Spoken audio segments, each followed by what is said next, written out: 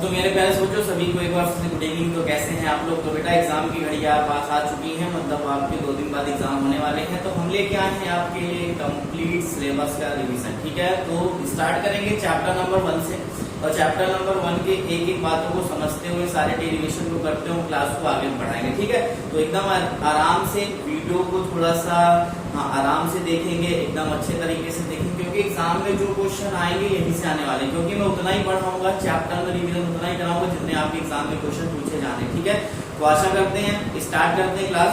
तो बेटा chapter number 1 में, ठीक है, चैप्टर नंबर 1 से कहानी स्टार्ट करेंगे, चैप्टर नंबर 1, तो उसके बाद 2, 3, 4। ठीक है, थोड़ा सा स्पीड में पढ़ाएंगे। ठीक है, क्योंकि आपको भाई वन शॉट रिवीजन की जरूरत है, क्योंकि आपने सारी चीजें पढ़ रखे हैं और इंपॉर्टेंट क्वेश्चन के कलेक्शन की जरूरत है आपको। ठीक है, तो चलिए स्टार्ट करते हैं क्लास। तो हम लोग यहाँ से आज जो स्टार्ट करेंगे कहानी, वो होती है बेटा चार्ज से, है ना। आवेश क्या होता है सबको पता है ना। आवेश क्या होता है भाई? आवेश किसी पदार्थ का ऐसा गुण है जो वैद्युत और चुंबकीय प्रभावों का अनुभव करता है। सिंपल सी बात है, या तो हम बोल सकते हैं कि आवेश क्या है? किसी पदार्थ का गुण है जिसके द्वारा वस्तु में आकर्षण और प्रतिकर्षण पाया जाता है। सिंपल सी भाषा में हम इस तरह आवेश को डिफाइन कर सकते हैं। बात क्लियर है? उसके बाद हम लोग ने देखा था यार, ये तो एग्जाम में आपसे पूछेगा नहीं आवेश क्या है लिखे। ठीक है, यूनिट पूछ सकता है भाई, तो आवेश का मात्रक है एसआई मात्रक। ठीक है, तो उतना ही चीजें सीखेंगे सर जितना एग्जाम में पूछे जाएगी। ठीक है, और जो एग्जाम में आने वाले। ठीक है, आवेश का जो एसआई मात्रक है वो सर होता है कूलाम। क्या होता है? कूलाम। ठीक है, उसके बाद इसका कभी कभी सीजीएस पद्धति में मात्रक पूछ लेता है, तो सीजीएस पद्धति में मात्रक होता है इसका स्टैट कूलाम। क्या होता है सर? Stat coulomb. ठीक है, इसके बाद हम लोग सर कहानी स्टार्ट करेंगे कूलाम्स लॉ की। किसकी स्टार्ट करेंगे कहानी? कूलाम के नियम की कहानी हम लोग सर स्टार्ट करेंगे। ठीक है, तो कूलाम्स लॉ पूछता है, लेकिन कूलाम्स लॉ का वेक्टर फॉर्म पूछता है। ठीक है, सदिश रूप। तो भाई कूलाम का नियम है क्या? ठीक है, कूलाम का नियम। ठीक है, देखेंगे उतनी ही डेरिवेशन में बार बार रिपीट कर रहा हूं, उतने ही डेरिवेशन उतने ही थ्योरी बताऊंगा जो एग्जाम में आपसे पूछी जाना है। ठीक है, तो यहाँ पे भाई कूलाम का नियम होता क्या है कि हम मान लेते हैं दो आवेश थे भाई Q1 और Q2, है ना। कूलाम का नियम दो स्थिर बिंदु आवेशों के बीच लगने वाले वैद्युत बल के बारे में बताया था। ठीक है, तो उन्होंने क्या माना सर? दो आवेश मान लिया Q1 और Q2, एक दूसरे से कितनी दूरी पे थे? r दूरी पे थे। ठीक है, एक दूसरे से कितनी दूरी पे थे? r दूरी पे। तो इन पे लगने वाला वैद्युत बल जो है इनके आवेशों के गुणनफल के क्या था सर? समानुपाती था। बोलो बात क्लियर है? और इनके बीच की दूरी के वर्ग के क्या था सर? व्युत्क्रमानुपाती था। और दोनों को मिलाते हैं तो सर यहाँ से proportional Q1 Q2 upon r square ये आएगा निकल के सामने। और प्रोपोर्शनल हटाएंगे तो सर कांस्टेंट क्या लाए थे? 4 pi epsilon not Q1 Q2 upon r square. तो ये आपका कूलाम्स लॉ था। ठीक है, अब यहाँ पे आपसे पूछता है एग्जाम में एप्सिलॉन नॉट की विमा। क्या पूछता है सर? एप्सिलॉन नॉट की विमा हमेशा पूछा है और इस बार में उम्मीद है पूछेगा। तो एप्सिलॉन नॉट की विमा क्या है भाई? F बराबर 1 अपॉन एप्सिलॉन नॉट। 4 पाई से तो कोई मतलब नहीं होगा ना, तो ये हट जाएगा। बोलो Q1 Q2 upon r square होगा। एप्सिलॉन इधर लाएगा तो Q1 Q2 upon F into r square हो जाएगा। आवेश की विमा AT होता है, तो दो आवेश है तो A2 T2 हो जाएगा। और यहाँ पे MLT-2 ये L2 हो जाएगा। देखो ऊपर जाएगा M-1 दिखाई दे रहा है ना, ये M-1 L3 T4 A2 है, ये आपका एप्सिलॉन नॉट की विमा हो जाएगी। ठीक है, तो जल्दी से इसको नोट कर लेंगे। ठीक है, हाँ इतनी बातें आप जल्दी से नोट करेंगे फटाफट। ठीक, तो जल्दी से इसको आप नोट कर लीजिए। तो चलिए भाई, आपने आशा करते हैं इतनी बातों को आपने एकदम अच्छे से नोट कर लिया होगा। ठीक है, बताइए भाई इतनी चीजें नोट हो गई कि नहीं होगी? फटाफट बोलेंगे 1 मिनट। हाँ चलिए, इतनी चीजें नोट हो गई, आइए आगे बढ़ते हैं। ठीक है, इसके बाद कभी कभी भाई एक क्वेश्चन पूछता है। कैसा क्वेश्चन पूछता है? और यहाँ पे देखते हैं। ठीक है, एग्जाम में पूछा हुआ क्वेश्चन है, आपसे बोलेगा कि दो आवेश, ठीक है, दो आवेश एक दूसरे से, हाँ एक दूसरे पर वायु में 80 न्यूटन का बल लगाते हैं, है ना। 80 न्यूटन का बल लगाते हैं। ठीक है, 80 न्यूटन का बल लगाते हैं। बोलेगा यदि इन्हें 16 परावैद्युतान वाले माध्यम में रखा जाए, है ना। यदि इन्हें 16 परावैद्युतान वाले माध्यम में रखा जाए, कहाँ रखा जाए? माध्यम में रखा जाए तो बल होगा, है ना। तो बल होगा। नया बल कितना होता है वो देखते हैं भाई।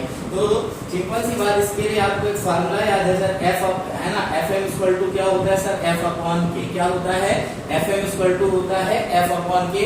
तो इस फार्मूले के लगाएंगे और आपका आंसर यहाँ से आ जाएगा। बोलो, ये एफ ऑफ एयर होता है, ये के मीडियम है, बताओ ये 80 न्यूटन दिया है और ये कितना दिया 16, तो बताओ यहाँ से कितना आएगा 5 न्यूटन आंसर आ जाएगा कि माध्यम में बल कितना हो गया 5 न्यूटन हो गया। ठीक है, एक क्वेश्चन आपसे ये पूछेगा।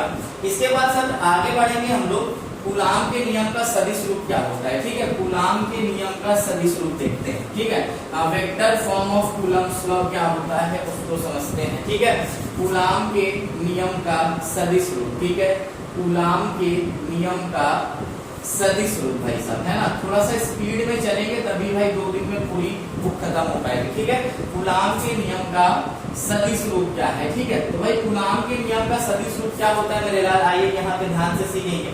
तो इसको हम थोड़ा सा कोऑर्डिनेट में बात करें तो मान लेंगे सर ये आपके कोऑर्डिनेट है, निर्देशांक है एक्स वाई जेड है, और यहाँ पे भाई साहब एक आवेश Q1 रखा है, यहाँ पे दूसरा आवेश Q2 रखा है। ठीक है, यहाँ पे इनका स्थिति सदिश R1 है, इनका स्थिति सदिश क्या है R2 है। अच्छा एक बात मेरे बच्चे यहाँ पे ध्यान से बताना, क्या ये Q1 है वो Q2 पे बल लगाएगा, बोलो हाँ या ना, Q1 है वो Q2 पे बल लगाएगा, तो इसको मैं बोलूंगा कि फोर्स ऑन 2 ड्यू टू 1। ध्यान से सुनना, मतलब 2 पे किसने बल लगाया, पहले ने लगाया, कितना लगाएगा निकालो। तो यहाँ पे सर F21 कैसे सिखाया था, 1/4πε0 Q1 Q2 upon R square, है ना, Q1 Q2 upon R square, और वेक्टर है तो सर क्या लगा लेना, R कैप लगा लेना। बोलो बात क्लियर है यहाँ तक, बोलो भाई जल्दी से, क्या बात है क्लियर है। अब आगे देखेंगे। अच्छा एक बात बताना, क्या Q2 भी Q1 में बल लगाएगा, बिल्कुल सही बात, मतलब वो इस बार इधर बल लगाएगा तो फोर्स ऑन 1 ड्यू टू 2। ध्यान से सुनना, तो यहाँ पे कितना आएगा sir 1/4πε0 Q1 Q2 upon R square into R के। बोलो हाँ या ना। अगर आप यहाँ पे ध्यान से देखें, आप इसको क्या लिख सकते हो सर, R12 भी लिख सकते हो, इसको R21 भी लिख सकते हो। अगर आप यहाँ से देखें ध्यान से, तो F12 सर बराबर है किसके, F21 के। बोलो बात क्लियर है, F12 किसके बराबर है, F21 के बराबर है। तो हम बोल सकते हैं कि सर दोनों बल क्या है, समान है परिमाण में, लेकिन दिशा क्या है सर, विपरीत है। मतलब Q1 इधर बल लगा रहा है तो Q2 इधर बल लगाएगा, तो F12 किसके बराबर, F21 के, और लेकिन डायरेक्शन में क्या है सर, अपोजिट है। तो हम कह सकते हैं कि भाई ये न्यूटन थर्ड लॉ होल्ड करेगा, है ना, न्यूटन के तीसरे नियम का पालन करता है सर, किसके, न्यूटन के तीसरे नियम का पालन करता है। बोलो क्या बात क्लियर है कि नहीं है भाई, बोलो इतनी बात क्लियर है।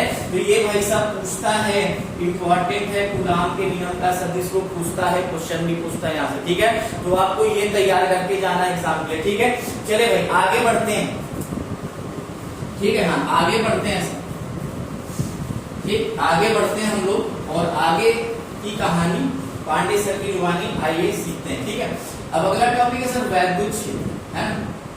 वैद्युत क्षेत्र होता क्या है, सिंपली ध्यान से सुनिएगा भाई, किसी आवेश के चारों ओर का ऐसा क्षेत्र जहां तक दूसरा आवेश इसके बल का अनुभव करे, उनको क्या बोलते हैं सर, वैद्युत क्षेत्र बोलेंगे।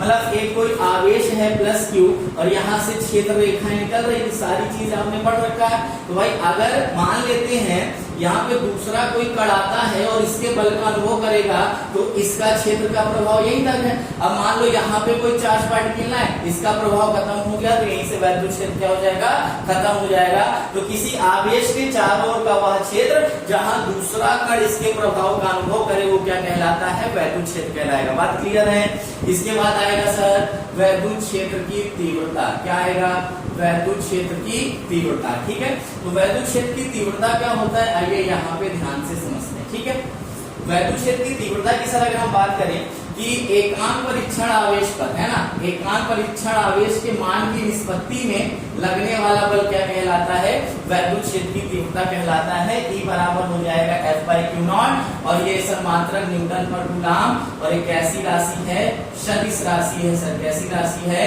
वैद्युत क्षेत्र की तीव्रता कैसी राशि है, सदिश राशि है।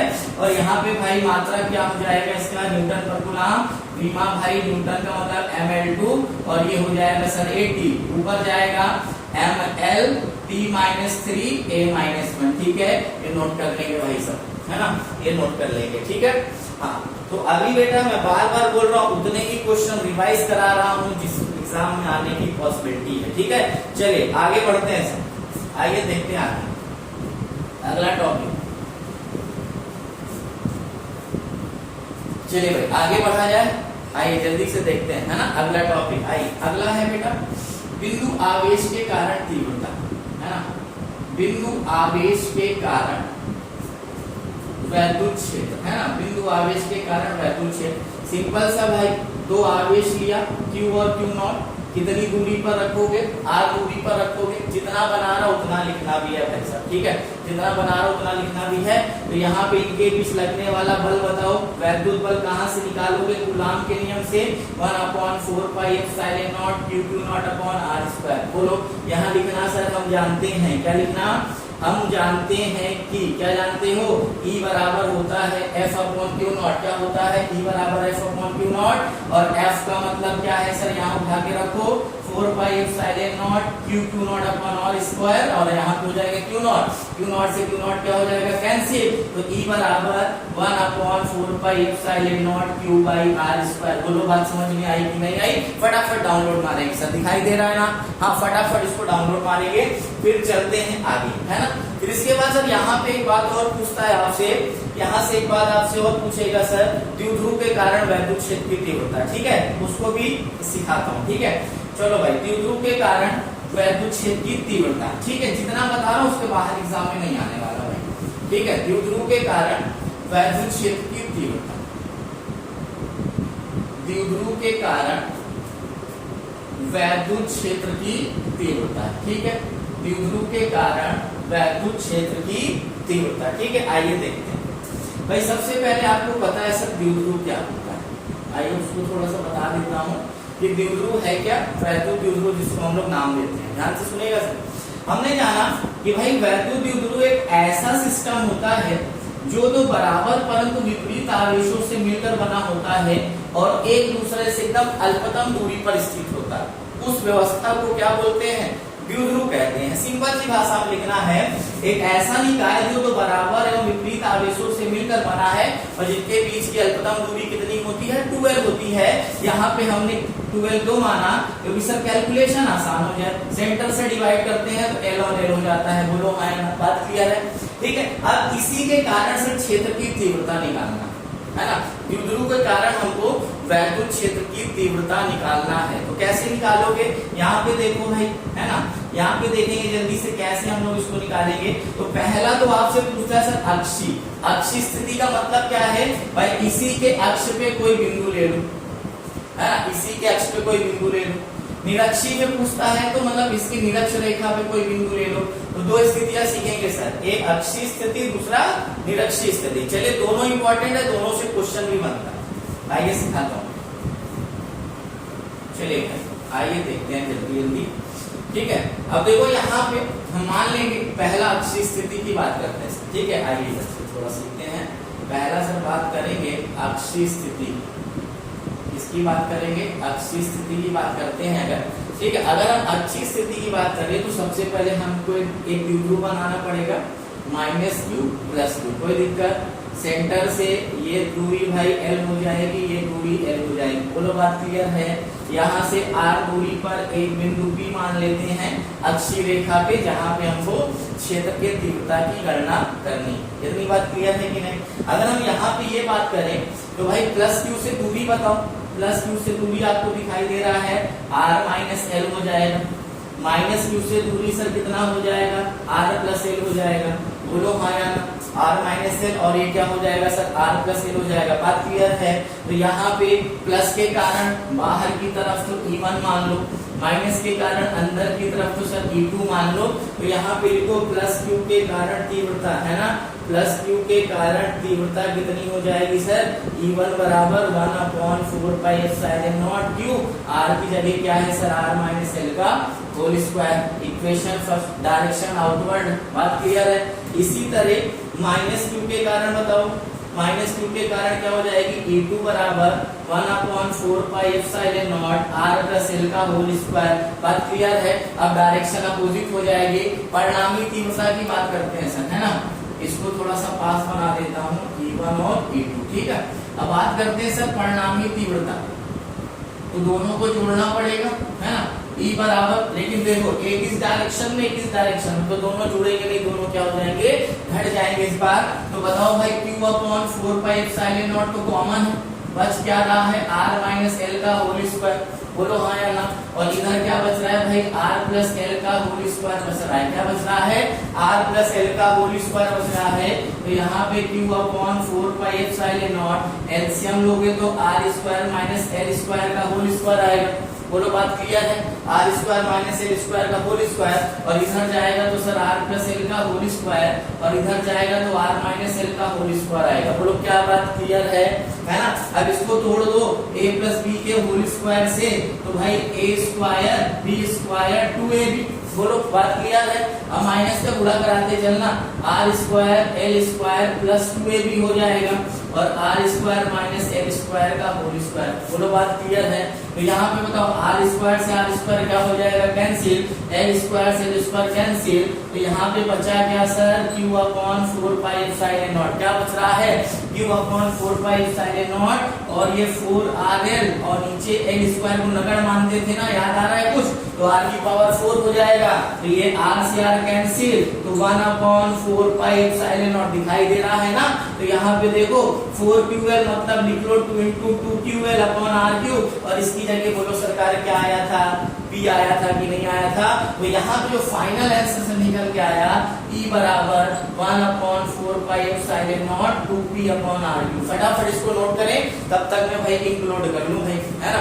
पूरा चैप्टर से उठाएंगे, है ना, बिल्कुल परेशान नहीं होंगे। पूरी फिजिक्स है 2 दिन में, ठीक है।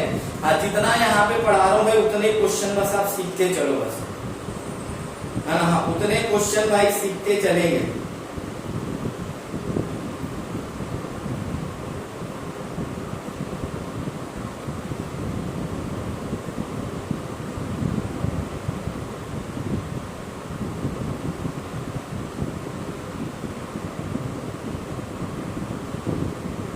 उतने क्वेश्चन आप बस सीखते चलेंगे, ठीक है, जितने लिखवा रहा हूँ।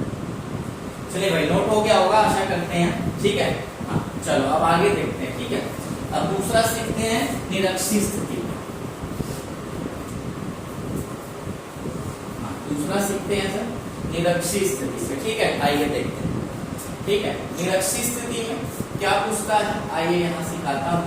निरक्षीय स्थिति में कैसे निकालते हैं, तो सिंपल आपको क्या करना है, सेम डायग्राम, -q और +q, बीच से भाई l डिस्टेंस, और ये आधी सर l डिस्टेंस हो जाएगी। बोलो बात क्लियर है। यहाँ पे r2 इस बार निरक्ष रेखा पे लोगे p, तो ये मिलाओगे और ये मिलाओगे, तो बोलो ये डिस्टेंस कितनी आई थी, r² + l² आई थी ना, और ये दूरी कितनी हो जाएगी, r² + l²। कैसे आ रहा है भाई, पाइथागोरस लगाए थे। बोलो पाइथागोरस लगाए थे। अब प्लस के कारण तीव्रता बाहर, इस पॉइंट P को मैं यहाँ दिखा रहा हूँ, देखो प्लस के कारण तीव्रता बाहर, माइनस के कारण इधर, और भाई परिणामी तीव्रता ये एंगल थीटा, ये एंगल थीटा, तो 2 घटक होंगे, ये वाले सर E1 sin थीटा, और ये वाले सर E2 sin थीटा, और ये भाई E1 cos, और ये हो जाएगा सर E2 cos थीटा। बोलो ये दोनों तो वर्टिकल अपोजिट है ना, ये ऊपर की तरफ ये नीचे की तरफ परिणामी सेम है, तो ये दोनों आपस में क्या हो जाएंगे, निरस्त हो जाएंगे, और ये एक डायरेक्शन में होने के कारण जुड़ जाएंगे। तो जो आएगा भाई रिजल्टेंट, वो आएगा 2e cos थीटा आया था। क्या आया था, 2e cos थीटा आया था।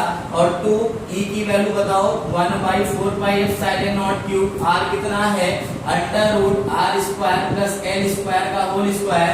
cos थीटा निकाल लो सर यहाँ पे, तो base upon hypotenuse l/r² + l² root को लिख लो 1/2, है ना। cos थीटा यहाँ से निकालो तो बेस अपॉन हाइपोटेन्यूज, आधार बटे का, ठीक है। यहाँ पे देखो सर, ये आपका 1/4πε0 ऊपर हो गया सर 2ql, क्या हो गया 2ql, रूट से स्क्वायर हट जाएगा, तो यहाँ पे बचा सर r² + l², यहाँ बचा सर r² + l² का पावर 1/2। बोलो हाँ या ना, बात क्लियर है। यहाँ पे 1/2 1/2 3/2 हो गया, 4 पाई एप्सिलॉन नॉट 2ql की जगह p रखेंगे और ये हो जाएगा सर r की पावर 3। कितना हो जाएगा? r की पावर 3 हो जाएगा भाई। तो कितना आएगा? 1/4 pi epsilon not p upon r cube आएगा ये निरक्षीय स्थिति में। तो आपने यहाँ पे एक रिजल्ट देखा, ध्यान से सुनो, आपने रिजल्ट क्या देखा? E ऑफ निरक्षी जो आ रहा है, E ऑफ निरक्षी जो आ रहा है एक्सियल का आधा आ रहा है। क्या आ रहा है? E ऑफ निरक्षी जो आ रहा है सर एक्सियल का आधा आ रहा है। क्या आ रहा है? एक्सियल का आधा, ठीक है, अक्षीय स्थिति का आधा आ रहा है। ठीक, वहां पे 2p अपॉन r क्यूब था, यहाँ पे p अपॉन r क्यूब है। ठीक है, इस डायग्राम को थोड़ा ध्यान से समझेंगे। देखो इधर वर्टिकल कंपोनेंट इसका, इधर बेस कंपोनेंट, ये बेस ये वर्टिकल, दोनों आपस में निरस्त हो गए, एक डायरेक्शन होने के कारण जुड़ गए। बात क्लियर है? चलो भाई नोट करेंगे, ठीक है। इसके बाद भाई एक क्वेश्चन पूछता है ना, एक क्वेश्चन पूछता है किस पे? एक समान वैद्युत क्षेत्र में स्थित द्विध्रुव पर कार्यरत बल युग्म आघूर्ण, है ना, बल युग्म आघूर्ण पे क्वेश्चन पूछता है। ठीक है, तो कैसे निकाले थे याद है? एक समान वैद्युत क्षेत्र बना लेते हैं, ये एक समान वैद्युत क्षेत्र है, यहाँ पे एक सर डाइपोल रखा है, -q और +q रखा है, ये 2l है, ये थीटा है, तो perpendicular distance 2l sin theta. यहाँ पे अगर हम फोर्स देखें, है ना, तो F बराबर प्लस का QE, यहाँ पे देखें माइनस का QE। अगर हम F नेट की बात करते हैं तो F नेट क्या आएगा? 0 आएगा। F नेट क्या आएगा? 0 आएगा। तो F नेट 0 का मतलब यहाँ पे कोई स्थानांतरी गति नहीं होगा, है ना, स्थानांतरी गति नहीं होगा।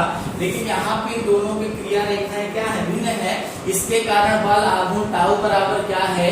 बलों का परिमाण, है ना, बलों का परिमाण गुणे लंबवत दूरी। क्या होता है सर? बलों का परिमाण बटे लंबवत दूरी। तो भाई Q इंटू E, और यहाँ पे भाई 2l sin थीटा हो जाएगा। बताओ इसको लिख सकते हो 2ql into E sin theta. 2ql की जगह सर क्या फेंकोगे? P, और PE इंटू sin थीटा। क्या हो जाएगा? PE इंटू sin थीटा हो जाएगा। बोलो क्या ये बात क्लियर है ना? यहाँ से न्यूमेरिकल भी आता है ना, न्यूमेरिकल भी आएगा, बिल्कुल परेशान नहीं होंगे। न्यूमेरिकल भी यहाँ से पूछेगा, तो एक क्लास में न्यूमेरिकल का अलग से लेके आऊंगा, इंपॉर्टेंट न्यूमेरिकल। ठीक है, अभी केवल थ्योरी वाले कॉन्सेप्ट को समझो, आगे बढ़े।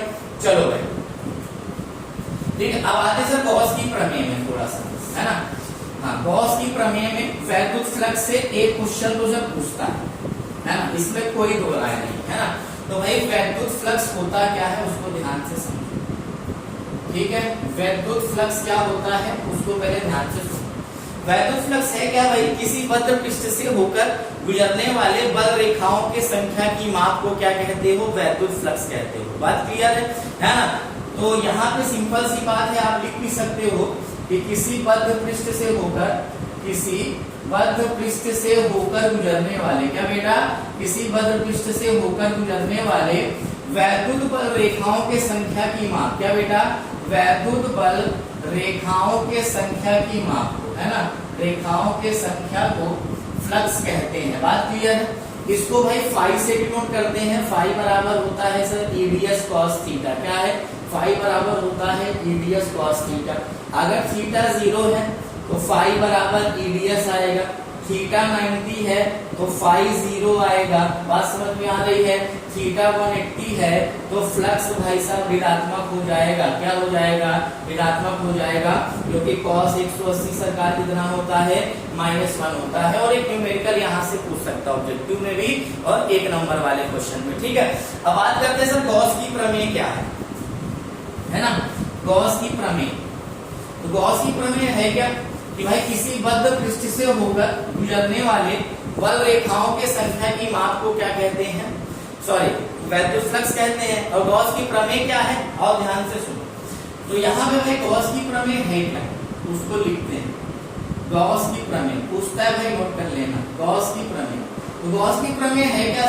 सिंपल सी बात, अगर हम यहाँ पे ये करें कि किसी बद्ध पृष्ठ से होकर गुजरने वाला वैद्युत फ्लक्स फाई उस पृष्ठ से परिबद्ध कुल आवेश Q का 1/ε गुना होता है। इसी को क्या बोलते हैं सर? गॉस की प्रमेय कहते हैं। बोलो बात क्लियर है? तो यहाँ पे भाई किसी बद्ध पृष्ठ से होकर, तो यहाँ लिखेंगे किसी बद्ध पृष्ठ से होकर गुजरने वाला, किसी बद्ध पृष्ठ से होकर गुजरने वाला वैद्युत फ्लक्स फाई, क्या बेटा? फाई उस पृष्ठ से परिबद्ध कुल आवेश का कुल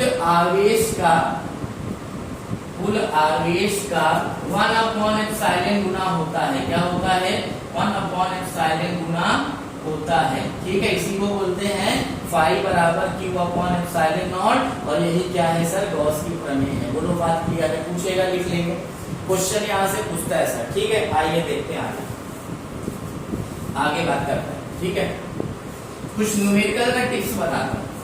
ठीक है, न्यूमेरिकल टिप्स देख लो भाई। यहाँ पे बोलेगा कि हाँ न्यूमेरिकल टिप्स समझो।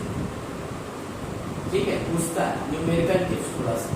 यहाँ से आपको ये पूछता है क्वेश्चन में कि बताओ भाई, हाँ ये कोई चार्ज है Q, बोलेगा फ्लक्स बताओ। ठीक है, तो फ्लक्स का मान वितरण पे निर्भर नहीं करता, ध्यान रखना। फाई बराबर Q/ε0 ही रहेगा। बोलेगा बताओ तीनों पे चार्ज है, यहाँ पे, यहाँ फ्लक्स बताओ। तो भाई तीनों केस में क्या रहेगा? Q/ε0 ही रहेगा। क्या रहेगा? Q/ε0। तो दूसरा पॉइंट क्या मिला कि फ्लक्स का मान आकृति पर भी निर्भर नहीं करता है। बात क्लियर? आवेशों के वितरण पर निर्भर नहीं करेगा, आकृति पर निर्भर नहीं करेगा, ना तो दूरी पर निर्भर करेगा, है ना, दूरी पर निर्भर नहीं करेगा। ये बात याद रखेंगे, दूरी पर निर्भर नहीं करेगा। बात क्लियर है? अगर हम घन की बात करते हैं सर, ध्यान से देखो, अगर हम किसी घन की बात करते हैं, बोल रहा है कि अगर केंद्र पे है तो फाई बराबर Q/ε लगाना। अगर फलक पे है, भाई 6 फलक होती हैं, तो 1/6 Q/ε0 लगाना। शीर्ष पे है तो 1/8 Q/ε0 लगाना। कोने पे है तो 1/12 Q/ε0 लगाना। ये किसकी बात हो गई सर? घन की बात हो गई। और यहाँ से क्वेश्चन पूछेगा भाई, इंपॉर्टेंट है ये, है ना, यहाँ से क्वेश्चन पूछता है। ठीक है, और कभी भी सममित वस्तु की बात करें, किसकी बात करें? सममित वस्तु की बात करें, है ना। सममित वस्तु मतलब बीच से कटा हुआ है, जैसे ये। तो यहाँ पे सर फ्लक्स कितना है? फाई बराबर 1/2 Q/ε0। कितना है? 1/2 Q/ε0। बोलो बात क्लियर? ठीक है, अब चलते हैं सर इस चैप्टर के कुछ इंपॉर्टेंट डेरिवेशन, है ना, कुछ इंपॉर्टेंट डेरिवेशन इस चैप्टर के चलते हैं हम। कुछ इंपॉर्टेंट डेरिवेशन जो आपको एग्जाम में पूछता है भाई, तो चलते हैं उसकी तरफ थोड़ा सा। भाई अगर हम यहाँ पे बात करें सब कुछ, तो पहला पूछता है भाई अनुप्रयोग में, है ना, अनंत विस्तार की तार के कार्य। तो यहाँ आपको कुछ नहीं करना, देखो एक तार लेना है, ठीक, और इस यहाँ से R दूरी पे बिंदु P है, इस बिंदु P से होता हुआ आपको गॉसियन पृष्ठ खींचना था। बोलो याद आ रहा है? मैं तो सिर्फ रिवाइज करा रहा हूँ, करना ऐसे ही है ना। तो आपने देखा ये वक्र पृष्ठ है, ये समतल पृष्ठ। तो हमको भाई यहाँ पे देखना सर, इधर E है, इधर ds है, तो थीटा कितना है? 90। इधर E है, इधर ds है, थीटा कितना है? 0। इधर E है, इधर ds है, तो यहाँ पे थीटा कितना है? 90। अब गॉसियन पृष्ठ से गुजरने वाला कुल फ्लक्स, है ना, गॉसियन पृष्ठ से गुजरने वाला कुल फ्लक्स, ठीक है, गॉसियन पृष्ठ से गुजरने वाला कुल फ्लक्स देखो, फाई बराबर ds cos 90। पहला पृष्ठ है ये भाई, S1 मान लो, S2 मान लो, S3 मान लो। दूसरे में बोलो सर ds cos 0 हो जाएगा। तीसरे में बोलो सर ds cos 90 हो जाएगा। बोलो यहाँ पे फाई बराबर ये 90 वाले 0 हो जाएंगे, बचा क्या सर? ds। और फाई बराबर क्या होता है? गॉस की प्रमेय से Q/ε0। क्या होता है? फाई बराबर Q/ε0। तो यहाँ उठा के रख देंगे Q/ε0 E, और बोल इसका कितना होता है? 2πRL। कितना होता है सर? बेलन का पृष्ठीय क्षेत्रफल 2πRL। तो E निकालना था, तो यहाँ से हो जाएगा सर Q/2πε0RL। क्या हो जाएगा? 2πε0RL। लेकिन अभी कहानी खत्म नहीं हुई। बताओ यहाँ पे रेखीय आवेश घनत्व है, कैसा है? रेखीय आवेश घनत्व है। बोलो भाई रेखीय आवेश घनत्व है कि नहीं है? लैम्डा = होता है Q/L।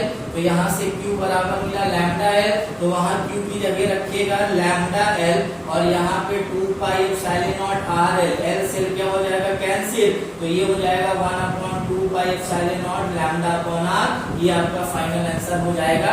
न्यूटन पर कूलम मार के चिपका देना, एग्जामिनर खुश हो जाएगा। बोलो क्या इंपॉर्टेंट डेरिवेशन है सर, 3 नंबर में पूछता है। ठीक है, जल्दी से नोट करेंगे। ठीक है, जल्दी नोट करिए, फिर एक और सिखाता हूँ आपको फटाफट, एक और मजेदार, वो भी इससे भी इंपॉर्टेंट। ठीक है, चलो भाई एक एक स्टेप तो सीखते चलेंगे मेरे साथ।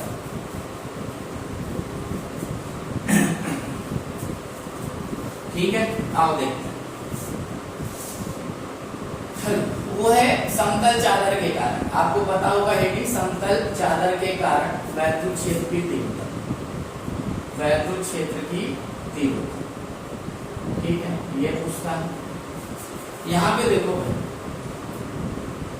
एक चादर लिया, एक समान रूप से आवेशित कर दो, कोई दिक्कत वाली बात नहीं। इस पे पृष्ठीय आवेश घनत्व sigma equal to Q upon ds, कोई दिक्कत नहीं। यहाँ से P दूरी पे, इधर P डैश दूरी पे, इनसे होता हुआ एक गॉसियन पृष्ठ खिंचवाया था, बोलो हाँ या ना। गॉसियन पृष्ठ खिंचवाया था ना इनसे होता हुआ, याद आ रहा है कुछ, है ना। यहाँ पे E और ds थीटा 90 होगा, यहाँ पे E और ds थीटा 0 हो जाएगा, यहाँ पे E और ds थीटा 0 हो जाएगा।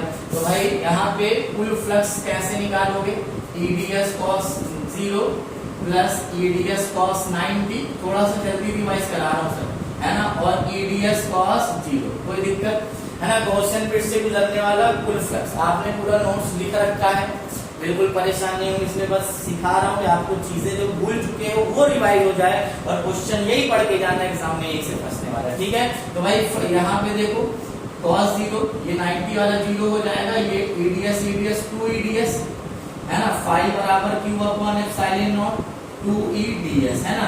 Q बराबर यहाँ से बोलो सिग्मा इंटू ds हो जाएगा, बोलो हाँ या ना। Q की जगह रखो sir sigma into ds upon epsilon not 2EDS, ds से ds क्या हो जाएगा कैंसिल, E बराबर हो जाएगा सिग्मा अपॉन 2 एप्सिलॉन नॉट, क्या हो जाएगा sir, sigma upon 2 epsilon not हो जाएगा। बात क्लियर है, तो फटाफट से नोट करेंगे इसको।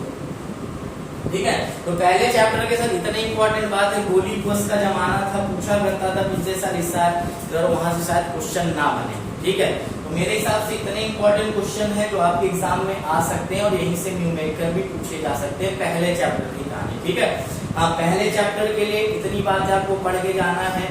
न्यूमेरिकल मैं बता देता हूँ किस पे लगा के ना। ठीक है, न्यूमेरिकल भाई यहाँ से ज्यादा क्वेश्चन नहीं बनते। ठीक है, एक तो आप बता देता हूँ अभी यहीं पे थोड़ा सा हिंट दे देता हूँ, एक तो आप शेप वाला पढ़ लेना, जैसे ये ठीक है कराया हुआ है क्वेश्चन, तो भाई जैसे बोला कि 4 कोनों पे आवेश स्थित है, D पर बल निकालो, वैद्युत क्षेत्र निकालो, या तो कुछ इस तरह का त्रिभुज ABC है, यहाँ पे केंद्र पर बल या वैद्युत क्षेत्र निकालो, इस टाइप के क्वेश्चन पूछे जाएंगे। और भाई द्विध्रुव आघूर्ण के क्वेश्चन न्यूमेरिकल देख लेना, द्विध्रुव आघूर्ण है ना, द्विध्रुव आघूर्ण क्या है भाई, P बराबर Q इंटू 2L, या तो टाउ बराबर PE sin थीटा बल आघूर्ण पे भी आपसे क्वेश्चन न्यूमेरिकल बनते हैं, है ना। इसके अलावा क्वेश्चन बनेगा तो भाई फ्लक्स से बनता है, EDS cos थीटा से। ठीक है, इसके अलावा इस पहले चैप्टर से ज्यादा कुछ नहीं पूछा जाएगा। तो मिलते हैं अगली क्लास में हम लोग चैप्टर नंबर 2 के साथ, और आशा करते हैं अगली क्लास में चैप्टर नंबर 3 भी खत्म करेंगे। ठीक है, तो आपको बैक टू बैक 1-1 घंटे के अंतराल में वीडियोस मिलती रहेगी लगातार, बिल्कुल परेशान नहीं होंगे। ठीक है, हाँ बैक टू बैक 1 घंटे आप पढ़ोगे, उसके बाद 10-15 मिनट का रेस्ट, फिर अगली क्लास, फिर उसके बाद अगली क्लास, मजा आएगा सर 2 दिन। ठीक है, मिलते हैं अगली क्लास में, bye bye tata see you. आशा करते हैं चैप्टर नंबर 1 आपसे अब छूटने वाला नहीं है सर, यहाँ से जो क्वेश्चन बनेंगे वो आप कर ले जाओगे। ठीक है, और कल की क्लास में मैंने कुछ 5 चैप्टर के इंपॉर्टेंट क्वेश्चन बताए थे। ठीक है, उसका भी सोल्यूशन लेके आऊंगा चैप्टरों के साथ में। ठीक है, तो उसको आप अभी से तैयार करते रहिए, क्योंकि वो 5 नंबर आपको 32 नंबर 5 चैप्टर आपको 32 से 30 नंबर दिला के जाएंगे, 30 से 32 नंबर दिला के जाएंगे। ठीक है, तो मिलते हैं अगली क्लास में, bye bye tata see you.